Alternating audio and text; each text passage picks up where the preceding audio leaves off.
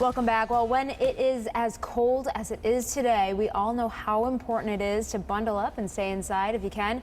But with these life-threatening freezing temperatures, the risk for hypothermia is higher than normal. And joining us now is Dr. Vic Parwani from Yale-New Haven Hospital for more about how to prevent any sort of cold weather injury. Thank you so much for being here this morning. Glad to be here. When we're talking about hypothermia and negative 26 degrees when you factor in the wind chill, how quickly can hypothermia settle in? Really within a matter of minutes. It's really important to stay bundled up.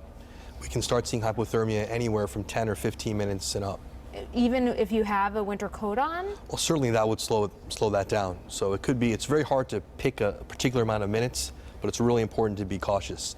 It can really catch you by surprise. And I know you worked last night. What are you seeing in the ER? Anything? We're certainly seeing both frostbite as well as hypothermia. Wow. Frostbite, we want to watch out for having numbing or tingling or pain, particularly in your feet, your hands, and your nose. With hypothermia, which is really very, very dangerous, we worry about initially shivering and then imbalance, confusion, and it's really important to be surrounded by people if you have to be outside to have someone to watch over you. How difficult is it to detect frostbite? You said the tingling feeling. You'll know that things are not well, usually again with your fingers and your feet and your nose. Initially you'll see some discoloration, and it's really freezing ice crystals on your skin, and the skin tissue itself is freezing, so that'll cause some pain and some discoloration. Often they just describe frostbite as waxy color to the skin, so it's something to look out for and be careful. Are you seeing a lot of cases?